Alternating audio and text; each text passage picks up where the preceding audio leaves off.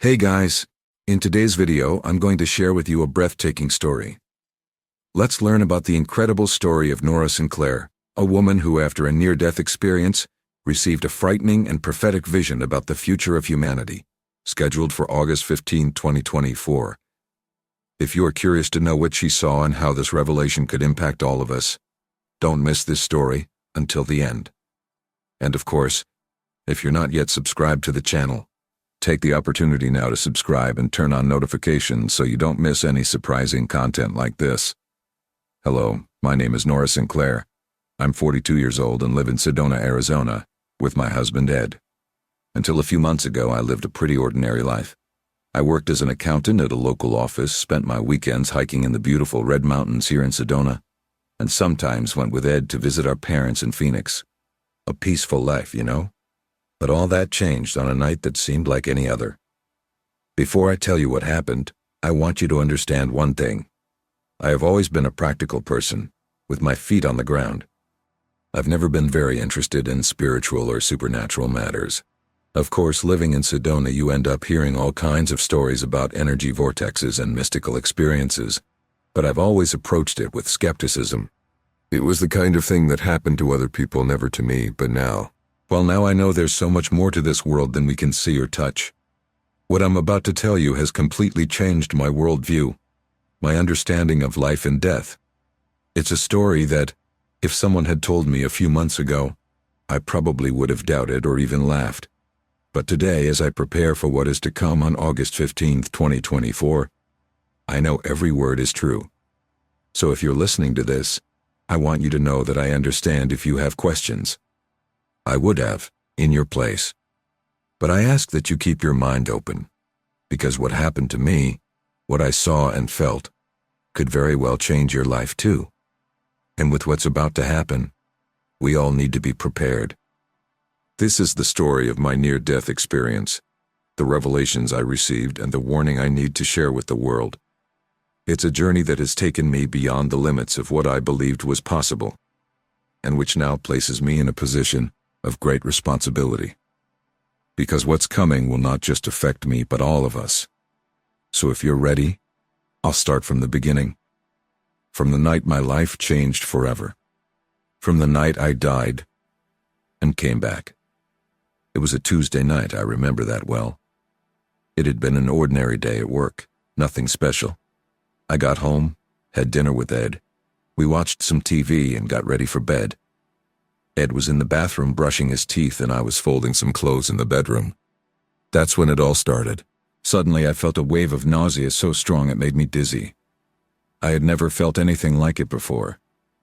It was as if my entire body was rebelling against me. I barely had time to run to the bathroom before I started vomiting violently. Ed was scared, asking if I was okay, but I could barely answer. I remember kneeling on the cold bathroom floor, my hands shaking as I held onto the toilet. My vision began to blur, and a strange ringing filled my ears. The last thing I heard was Ed's voice shouting my name, sounding distant as if it came from another world. And then, darkness. A complete and utter void. I can't say how long I stayed in that state. It could have been seconds, minutes, or hours. At that moment, time seemed to have no meaning. But then slowly, I began to become aware again. Not of my body, not of the bathroom, or of Ed. It was a different consciousness, as if I were just thought, pure existence. That's when I realized I was somewhere new. It wasn't a physical place, at least not as we understand it. It was more like a state of being. I was in a dark hallway, but it wasn't a normal hallway. The walls, the floor, the ceiling, everything seemed to be made of a substance I couldn't identify. It was solid, but at the same time it felt fluid, as if it could change at any moment. And at the end of that corridor, there was a light. It was like nothing I had ever seen before. It was white, bright but not dazzling. It was as if the light was alive, pulsing with its own energy. And the strangest thing, I knew somehow that this light was calling to me. Not with words, but with an attraction that I felt in the depths of my being. At that moment, a part of me knew something extraordinary was happening. I should have been scared. panicked even. After all, I was in a completely unknown place, with no idea how I got there. But for some reason I didn't feel scared. On the contrary, I felt an intense curiosity and an irresistible desire to get closer to that light. So, I started walking. Or at least, I thought I was walking. It was more like he was floating towards the light. Every step I took, or thought I took, made me feel lighter, more free. As if I was leaving behind a weight I didn't even know I was carrying. As I got closer to the light, I started to feel something even stranger. It was as if the light was getting to know me. Not just seeing myself, but actually getting to know myself on a level I had never experienced before. It was as if every thought, every memory, every emotion I had ever had was being seen and understood. And it was in that moment as I approached this light that seemed to know every part of me that I understood. I was no longer in my body. I had died. When I realized she was dead, I expected to feel fear, sadness, maybe even anger. But what I felt was relief. A deep and complete peace that I had never experienced before. It was as if all the problems, all the worries I carried had simply disappeared. As I got closer to the light, it became more and more intense. But it wasn't an intensity that hurt or bothered. It was welcoming, comforting. I felt enveloped by a love so pure and unconditional it was almost hard to believe. And then suddenly I was inside the light. Or maybe the light was inside me. It's difficult to explain in words, because what I experienced goes beyond human language. It was as if I had merged with something greater, something infinitely more vast and complex than I could ever imagine.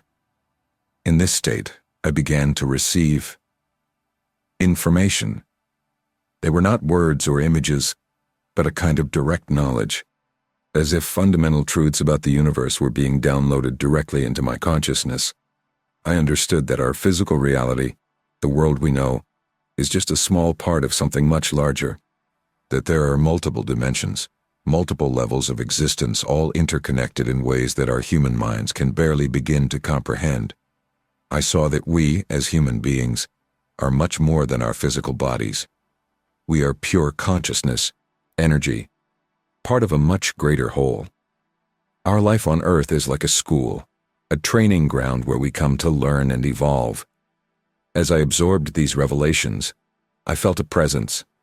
It was not a figure or a form, but a vast and ancient consciousness. This presence began to communicate with me, not with words but with thoughts and emotions that I could understand perfectly. Presence showed me that every action, every thought we have, has an impact on the universe, that everything is connected, and that love, not just romantic love but universal, compassionate love, is the most powerful force there is. I was introduced to concepts like karma and reincarnation, but in a way that went far beyond what I had ever heard. I saw that our souls choose the experiences they will have in each life, with the aim of growing and evolving. And then, the presence showed me something that left me breathless, if I was still breathing in that state. I saw Earth, our planet, but from a completely different perspective. I saw lines of energy running across its surface, as if it were a giant nervous system. That's when I received the most shocking information of all. On August 15, 2024, something extraordinary would happen. A spiritual portal would open on Earth, allowing for unprecedented interaction between our physical world and other dimensions of existence. The presence explained to me that this event would be a turning point for humanity, an opportunity for collective evolution, but also a great challenge, because with this opening, not only light would come, but also shadow, and humanity would need to be prepared. At that moment I felt the weight of this revelation. I understood that I had been chosen to receive this message for a reason, that I had a role to play in what was to come. The responsibility was immense, almost overwhelming. But before I could fully process what was happening, I heard a voice. A familiar voice, distant but clear. It was Ed, calling me back. Hearing Ed's voice was like being pulled from a deep dream. For a moment I was confused. Part of me wanted to stay in that state of peace and understanding, immersed in the light and knowledge I was receiving.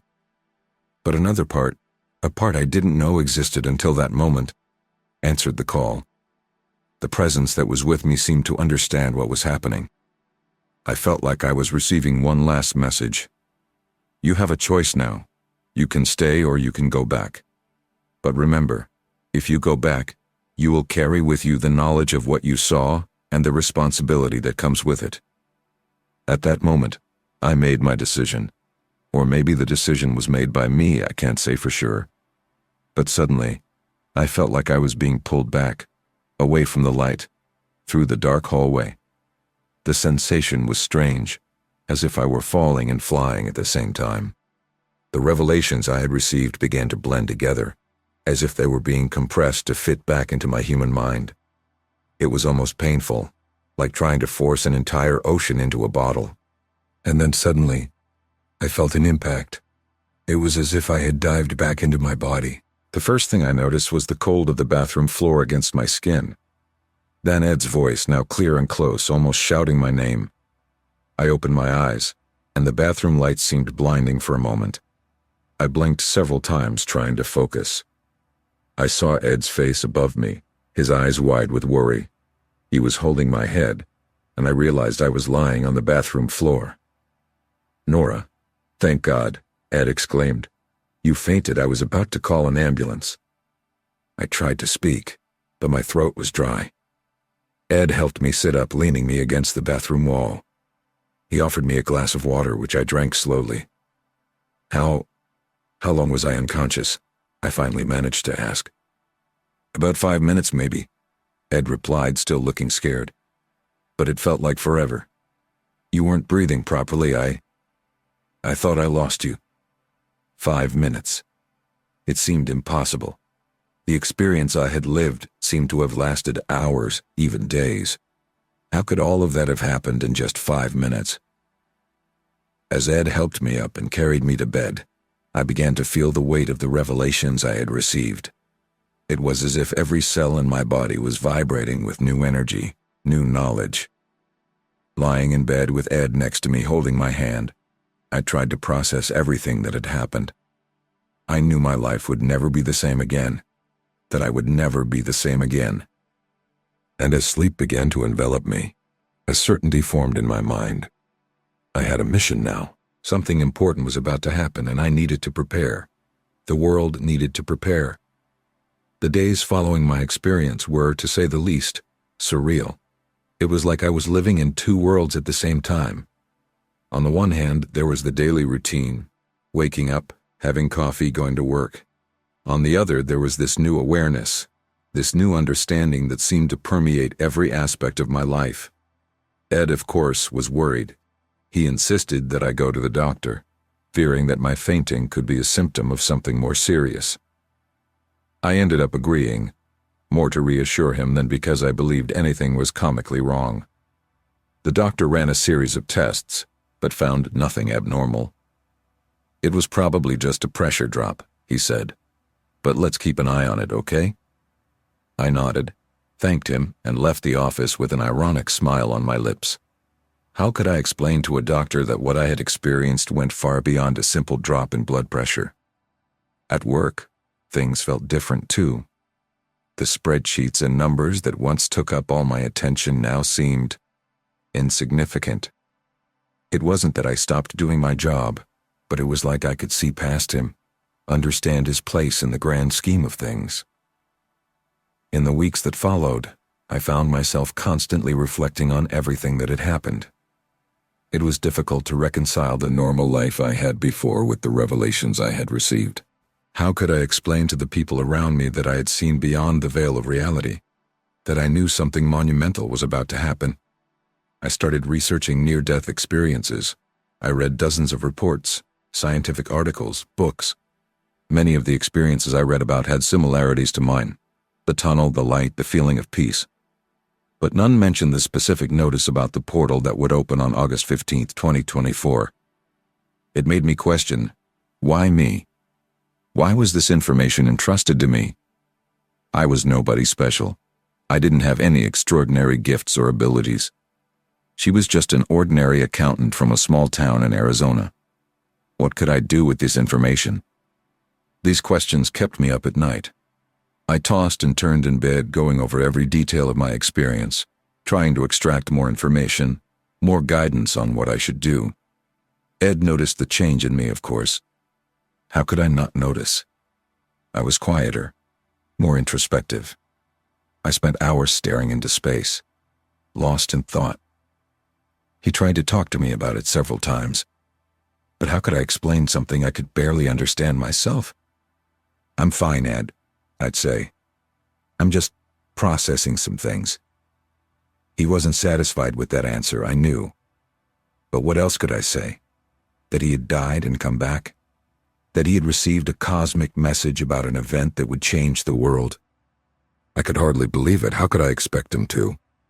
It was at this time that I started meditating. I had never been the spiritual type before, but now I felt an almost physical need to connect with, well, whatever it was that I had experienced during my near death. At first, it was frustrating. I would sit down, close my eyes, and nothing happened. My mind was racing in 1,000 different directions, filled with everyday worries and existential questions. But little by little, I began to find moments of calm, of clarity. During these meditations, I would sometimes have glimpses, flashes of the experience I had. Never as clear or intense as the original experience, but enough to remind me that it hadn't been a dream or a hallucination. It was real. All of that was real. And with that realization came a sense of purpose. I might not fully understand why I had been chosen to receive this message, but I knew I had a responsibility. The world was about to change, and somehow, I was part of it. I started taking notes. Everything I remembered from my experience, every detail, every sensation. I wrote about the portal that would open, about the energies that would flow into our world. I didn't know exactly what to do with this information yet, but I felt it was important to record it. As the days passed, a certainty grew within me. I needed to prepare, not just mentally or spiritually, but in every way possible. Because when August 15, 2024 rolled around, I would need to be ready. For what exactly, I still didn't know, but I was determined to find out. As the months passed, the changes in me became more and more evident. These were not just internal changes in thinking and perspective, but changes that affected my daily life, my relationships, my way of living. One of the first things I noticed was an increased sensitivity. It was as if my senses were heightened, not just physically but on a deeper level. I could feel the emotions of those around me with frightening clarity. At times, it was almost too much. Being in crowded places became a challenge with so many different energies hitting me at the same time. My diet also changed naturally. I started to feel an aversion to processed foods and meats. Instead, I found myself drawn to more natural foods, fruits, vegetables. It was as if my body knew exactly what it needed to stay balanced.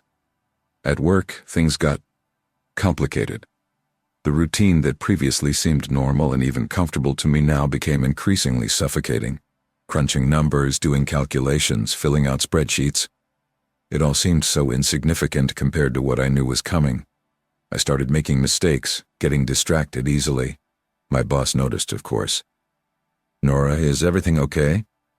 He asked me one day after I had delivered a report full of errors. "You seem distant lately."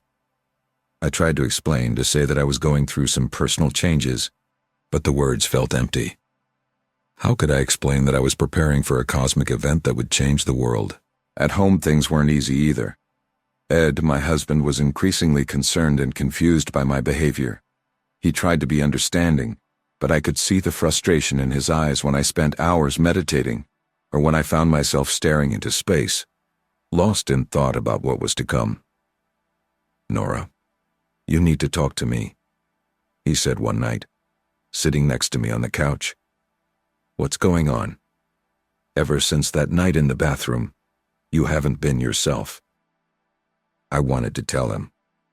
I wanted to share everything I had seen, everything I knew, but the words kept getting stuck in my throat. How can we explain something so vast, so beyond our everyday understanding? "Ed," I began hesitantly, "I know this is hard to understand, but Something changed in me that night. I saw things. I learned things. And now I know something important is going to happen. Something that will change everything. He looked at me for a long moment, his eyes full of concern and love. Nora, have you ever thought about talking to someone about this? A therapist, maybe? His words hit me like a punch in the gut.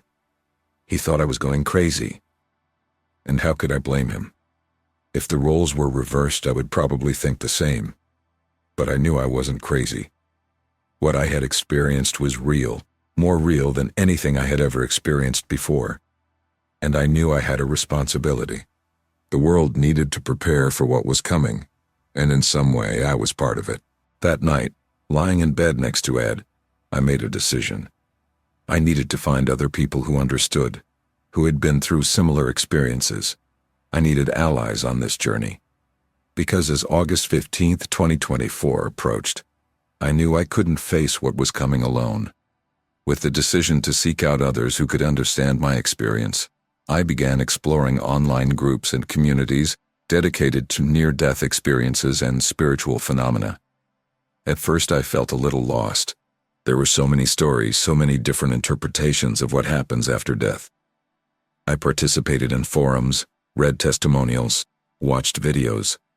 Some stories resonated with me, echoing aspects of my own experience. Others looked so fantastic it was hard to believe. But through it all I began to notice a pattern.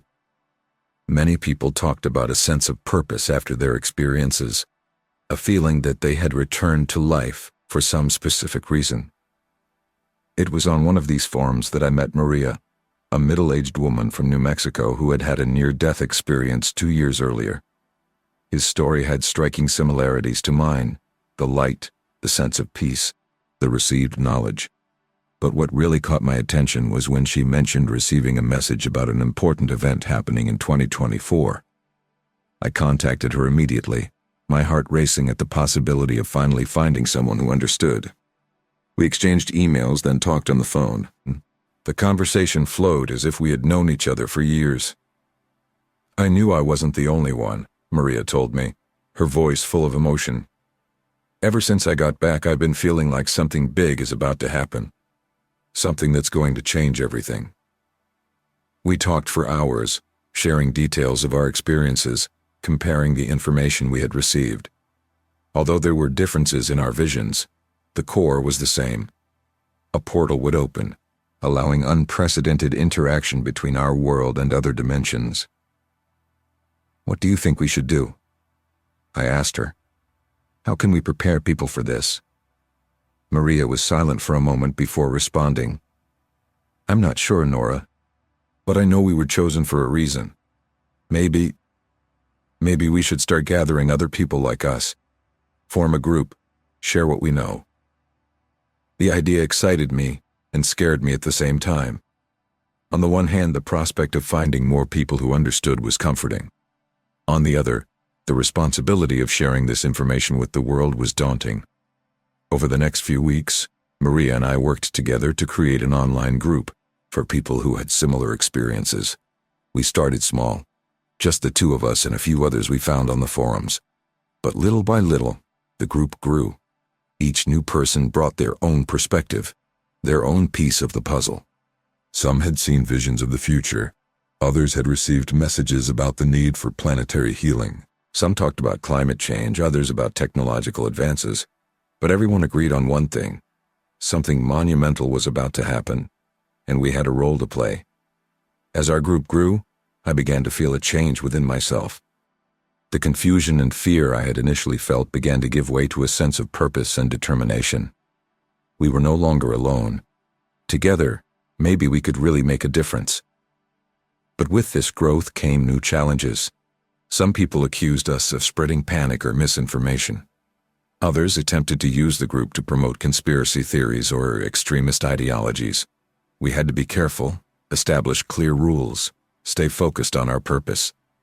And while all this was happening, time continued to pass. Each day brought us closer to August 15th, 2024. The urgency grew. We had to do more, reach more people. But how to do this without seeming crazy or alarmist? It was at that moment that I had an idea. If we wanted to be taken seriously, we needed more than just our personal stories. We needed evidence, a more scientific approach, and I knew exactly where to start. With the idea of seeking a more scientific approach, I began intensely researching quantum physics, theories of multiple universes, and studies on consciousness. I spent sleepless nights reading scientific articles, watching online lectures by renowned physicists, trying to understand how our experience could fit into what current science knows about reality. At the same time, our online group continued to grow. We created a website, started organizing regular virtual meetings. Maria became an invaluable partner, helping to moderate discussions and keep the group focused. It was during one of these virtual meetings that we met Dr. Alan Becker, a retired theoretical physicist who had gone through a similar near-death experience to ours. His scientific perspective was a watershed for the group. "What you describe," he told us in one of our meetings, "is not incompatible with some of the most advanced theories of quantum physics. The idea of multiple universes, of parallel realities that occasionally intersect, is not mere science fiction. It's a real possibility that many physicists take seriously." With Dr. Becker's guidance, we began to formulate testable hypotheses about what might happen on August 15, 2024. He helped us understand how we could measure subtle changes in Earth's electromagnetic field, variations in the cosmic microwave background, even fluctuations in the fabric of spacetime. Meanwhile, at home, things continued to be complicated with Ed. He still had difficulty understanding my new purpose, my obsession with what was to come.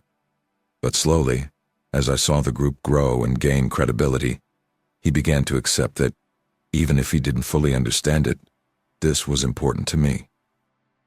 "I don't know if I believe all this, Nora," he told me one night, "but I believe you.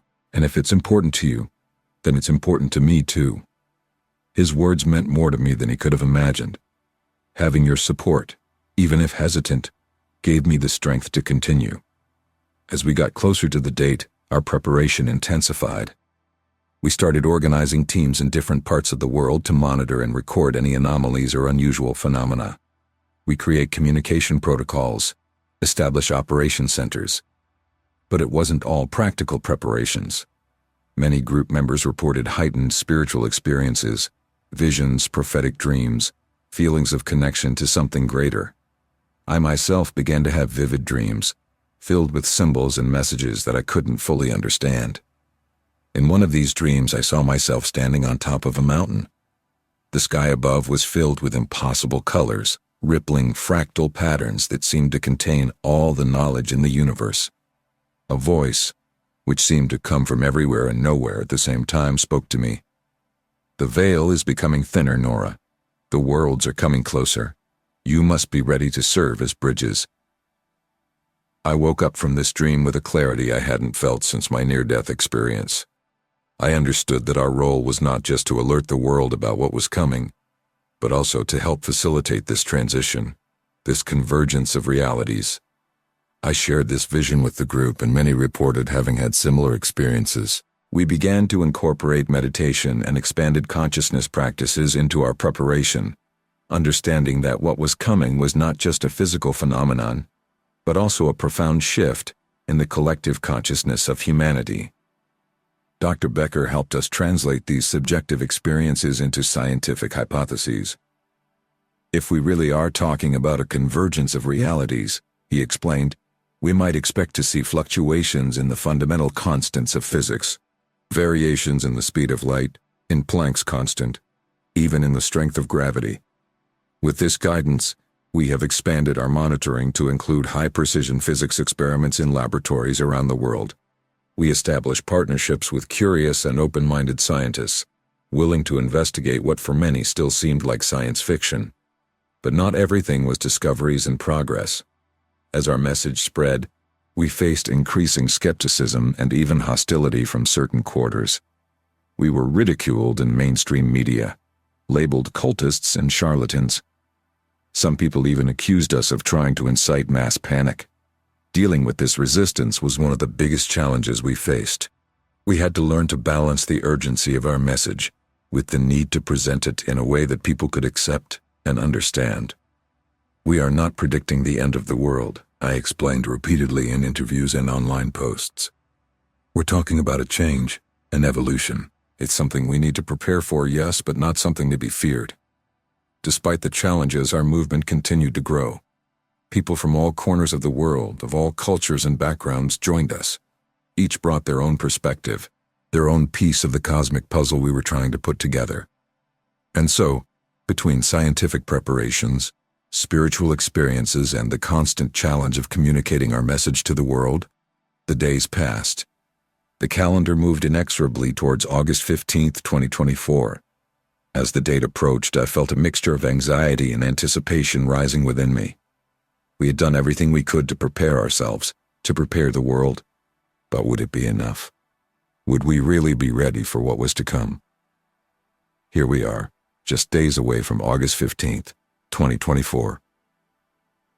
The air feels thick with expectation, like the calm before a storm. But this is no ordinary storm approaching. It is a storm of change, of possibility, of transformation. Our group, which started with just a few people sharing similar experiences, has now become a global movement. We have operation centers on every continent, teams of scientists, doctors, psychologists, and spiritual experts, ready for whatever happens. The last few months have been a roller coaster of emotions and events. We have seen a dramatic increase in reports of paranormal experiences around the world. Unexplained lights in the heavens, strange sounds emanating from the earth, people seeing visions and prophetic dreams en masse. It is as if the veil between the worlds is already becoming thinner, allowing more and more people to glimpse what lies beyond. Our scientific instruments have recorded increasingly frequent anomalies, fluctuations in Earth's magnetic field, unexplained spikes in cosmic radiation, even small but measurable variations in the fundamental constants of physics. Dr. Becker and his team worked tirelessly to understand and interpret this data. It's as if the very fabric of reality is preparing for a shift, he told me recently, his eyes shining with a mix of scientific excitement and spiritual awe. At home, things have finally stabilized with Ed. He still doesn't fully understand everything that's going on, but his support has been unwavering. I don't know what will happen on August 15th, he told me last night, hugging me, but I know we will be together to face whatever comes our way. His words comfort me more than he can imagine, because the truth is that, despite all our preparation, there is still a lot we don't know. What exactly will happen when the portal opens? How will this affect our everyday reality? Are we really prepared to deal with the influx of energies and entities from other dimensions? These questions keep me up at night, make me question if we've done enough. But then I remember the peace I felt during my near-death experience, the unconditional love I experienced. And I know deep down in my being that what is coming is part of something bigger, something beautiful and transformative. In recent days, we have seen an increase in mainstream media interest in our message. Skeptical journalists who once ridiculed us now ask serious questions, intrigued by anomalies they can no longer ignore. World leaders have reached out to us in secret, seeking guidance on how to prepare for what is to come. And yet, there is resistance. There are those who deny that anything is about to happen, who accuse us of spreading unnecessary panic. There are others who see the imminent change as a threat, who want to close themselves off, isolate themselves from what is to come. But for every voice of denial or fear, there are 10 voices of hope and acceptance. People of all backgrounds, of all faiths, coming together in anticipation of something bigger than us all. Last night we had our last global meeting before the big day. Thousands of people from all over the world connected online, sharing their hopes, their fears, their visions for the future. The energy was palpable, even through the screens. Remember, I told them at the end of the meeting, no matter what happens on August 15th, we are not alone. We are part of something bigger, something beautiful and mysterious. The love I experienced during my almost death, the love that many of you have also felt, is real. It is the most powerful force in the universe, and it is this love that will guide us through what is to come. Now sitting here in my home office, looking out the window at the red mountains of Sedona, I feel a peace I haven't experienced since that fateful night in the bathroom. I know we are on the cusp of something monumental, something that will change the course of human history forever. I don't know exactly what tomorrow will bring. I don't know what the world will be like after the portal opens. But I know that I will be here, with open arms and heart, ready to embrace whatever comes. Because that's what I came back for. That's what we're all here for. The sun is setting now, painting the sky with shades of orange and purple that seem almost otherworldly. In less than 24 hours, the world as we know it will change forever. And we will be here, ready to serve as bridges between the old and the new, between the known and the unknown. Let August 15th, 2024 come. We are ready. So what did you think of this incredible story? Leave your opinion in the comments. Don't forget to subscribe to the channel. Activate the notification bell to be notified with each new video. Let's bring more people the hope that there is life beyond what the eyes can see.